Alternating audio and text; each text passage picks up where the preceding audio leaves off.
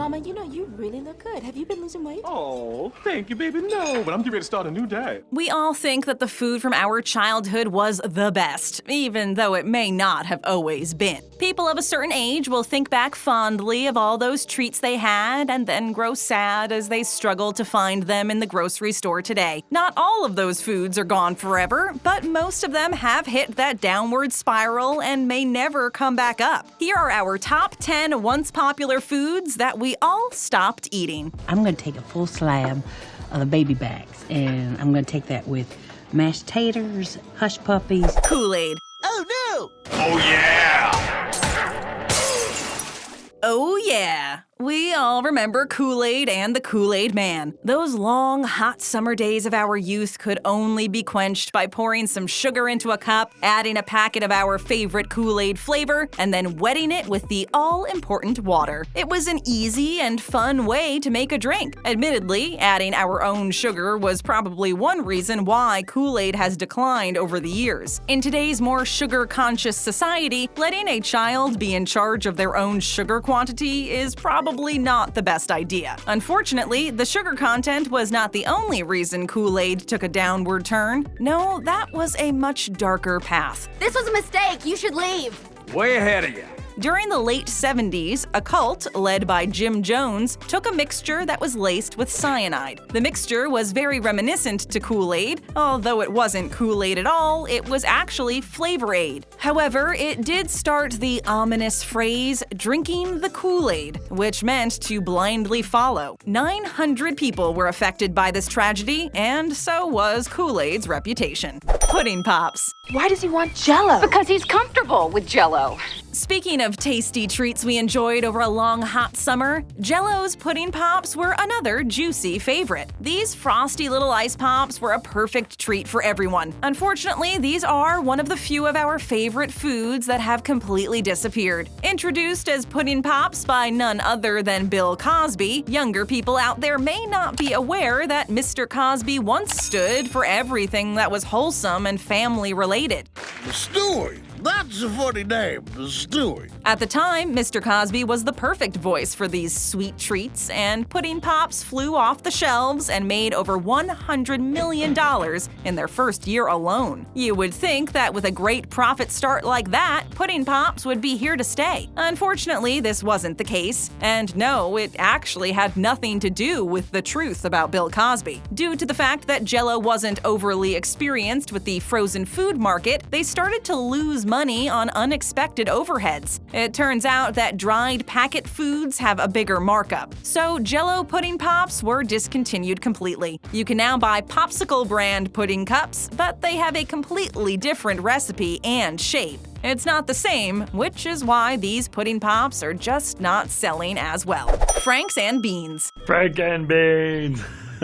Now, this really is a staple from our youth and from the youth of so many people. For a while, it seemed like every Saturday night wasn't complete without a big pot of Franks and Beans. This casserole was the very definition of comfort food, as the hearty meal kept us warm on those cold winter nights, which felt like a mother's hug and filled our stomachs to the brim. There are many ways to make Franks and Beans, with ingredients ranging from mustards and ketchup to fancier condiments such as Worcestershire and Tabasco sauce. Whatever you put in this dish, it had to have the irreplaceable beans and hot dogs. We're not really sure why Franks and Beans aren't as popular as it used to be. Maybe in today's society, Franks and Beans may seem a bit crude and simple. It is, after all, canned beans and hot dogs thrown in a pot together. People nowadays like a bit more sophistication and refinement in their home cooking. Best I've seen, ma'am. Hardly any rats. Also, there is obviously the health side of this dish. As much as we love a good helping of Franks and Beans, there is no denying the sodium and sugar levels of this food, which are crazy high. The more salt-conscious people of today will no doubt be avoiding Franks and Beans like the plague, especially for family meals. All of those things are why this classic has seen a big decline in popularity. Bubble tape. Riku. There are many varieties of bubblegum on the market, most of which, surprisingly, have been around for decades and can still be bought, although some are harder to find than others. Out of these many varieties and variations, it's actually bubble tape we are focusing on. While bubblegum as a whole was popular with kids, many of us will have fond memories of trading gum like baseball cards. However, nothing was quite like bubble tape. After all, it was gum that you could wind up and unravel. Gum you can play with. What was more fun than that? During the late 1980s and into the early 1990s, bubble tape exploded onto the scene. It probably had something to do with a genius ad campaign that targeted preteens with the tagline, "It's 6 feet of bubblegum for you, not them," with them meaning adults. Violet, you're turning violet, Violet! What are you talking about? Over the years, bubble tape and bubblegum in general have taken a fairly big dive in the markets. One reason being that the original kids of the early 90s have all grown up now. It doesn't seem to be the cool thing for adults to play with bubble tape at the office. We really don't know why. Another reason is that the youth of today don't seem to be interested in bubblegum. Maybe that has something to do with its young image that kids don't respond to today, or maybe it's to do with their high sugar content. With plenty of tasty sugar-free chewing gums on the market, bright and colorful bubble tape gum just can't compete. Salisbury Steak. Firm but with a little give. Yep, these are medium rare. The biggest impact on the foods we eat in recent years has to be the low-carb diets. Many people are turning to these diets as a good way to stay in shape and lose weight. There are so many high-fat, low-carb diets out there that we are all inundated with what foods to eat and what foods to not eat. One of the early dishes to hit it big and enter mainstream dining, which was specifically designed for a low-carb lifestyle, was the Salisbury Steak. Invented by Dr. James Salisbury toward the end of the 18th century, Dr. Salisbury was an advocate of meat-centered diets, as he believed it was better for your health and well-being. I also think that you meant to put the damn onions on my steak. The Salisbury steak isn't actually steak at all. It is made from ground beef, which was a popular and cheap option of meat at the time. Traditionally, Salisbury steak is topped off with mushrooms and gravy and served with a side of mashed potatoes and green veg. During the mid-20th century, the Salisbury steak was one of the more popular TV dinners that filled many living rooms on a nightly basis. However, as cuisine and dieting became a lot more refined, and with better alternatives and more choices for people, the Salisbury steak started looking a bit dated and out of touch with society. Although this dish is a nice reminder of a simpler time, much like the once-loved TV dinner, neither could find a place with today's generation. So the Salisbury steak has been entered into the nostalgic Myths and Legends Hall of Fame.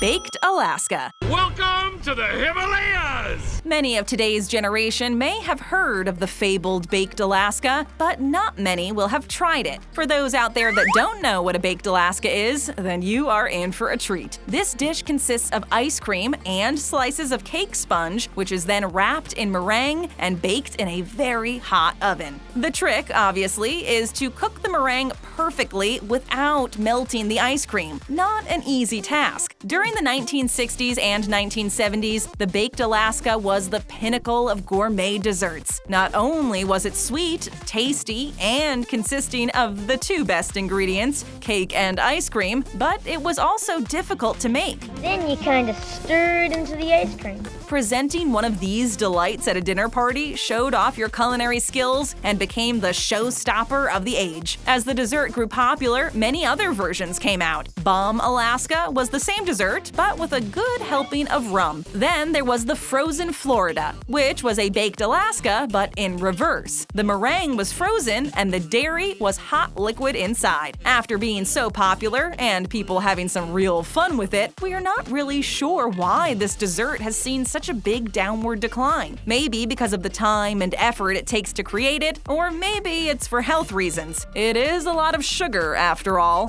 Cottage cheese. I suppose we could do with a nibble first. There seemed to be a time, not too long ago, when cottage cheese was everywhere and in everything. Every recipe, diet, and new food fad seemed to include this lumpy cream product. Cottage cheese itself has been around for centuries, cheese. It even appears in a popular nursery rhyme. Yes, that nursery rhyme, eating their curds and whey. This cheese dates back to a period in time when people didn't waste anything. Everything was used in some way. Even the gone-off milk and cream was used. This is how cottage cheese came about. Fast forward to the 20th century, and cottage cheese found itself a very trendy food item.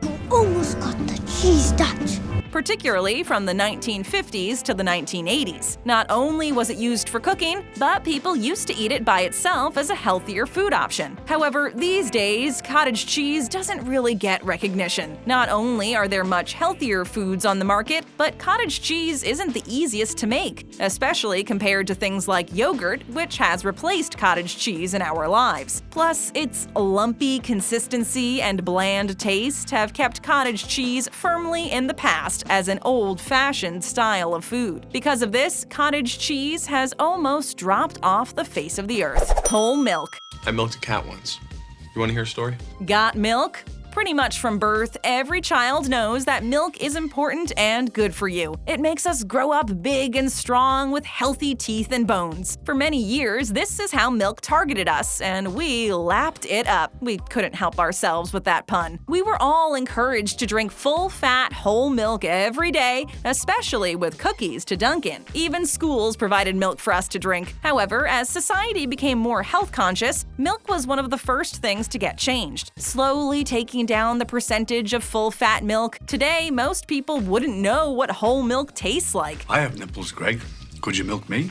Not only that, but as lactose intolerance and other dairy-related health issues became more commonplace, milk was replaced pretty much altogether. Soy, almond, and coconut milk are more common than ever and are most people's go-to milk. Because of all these issues, it's no wonder that whole milk has taken a dramatic plunge into decline. Maybe it's nostalgia talking.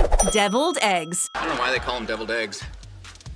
I think they're just heavenly. With our list of 10 foods that were once popular but we've all stopped eating, we head back into the 1970s with another retro classic. The deviled egg once graced every table and picnic all over the country. The basic deviled egg was boiled egg, mayo, and then a mix of heat such as mustard and pepper. Usually eaten cold and often before the main meal, the deviled egg enjoyed a few decades as king of the appetizers. The term deviled or devil in relation to food actually means anything spicy or zesty, and started to be used in relation to eggs as early as the 1800s, in which people would cover their eggs in mustard. Close the lid, it smells like a box of ass. Deviled eggs have come a long way since then, and people really like to experiment with flavors and ingredients. However, given the fact that deviled eggs are quite a simple dish in relation to others on this list, they aren't nearly as popular as they once were, and are slowly fading from our cooking culture altogether. Many things from the 60s and 70s do come back into fashion, so who knows? Maybe the deviled egg will one day enjoy success once again.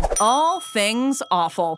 Look at me, I'm Davy Crockett. This one has to go down as a bit of a no-brainer as to why it has fallen out of fashion with people. Offal was, at one stage in history, a staple of the dining world. It is, in fact, only until very recently that offal has fallen out of favor with the home cooks. Anyone's grandparents will no doubt have a dozen recipes that use offal. Steak and kidney pie, liver and onions, black or blood pudding, a lot of stews and casseroles. The list is long and pretty gross. Much of this is because of the war. During the Second World War, times were extremely tough, and the US government didn't want any food going to waste, so they tried to make offal, the insides and organs from animals, into an American staple food. Not only because of things like rationing, but because offal was a great source of protein and zinc. So people came up with recipes and dishes to incorporate the organs. Many of them lasted for decades. We can't be the only ones to have childhood nightmares about liver. These days, offal isn't seen as a great thing to eat. In fact, it's usually the things that are discarded and thrown in the garbage. Oh, I forgot, you don't eat pork. There are much better foods and recipes that people can get their protein and minerals from, so we stopped eating offal. Respecting the entire animal for its sacrifice is certainly a noble cause, but not when it tastes bad. And so offal has taken a big drop in the world of home cooking. However, in fine dining, offal is actually starting to make a comeback as top chefs try to make this unappealing ingredient more appetizing. Take another bite out of one of our other great videos and tap that screen. And if it's your first time here, show us some love and hit that subscribe button and ring that bell to join our notification squad.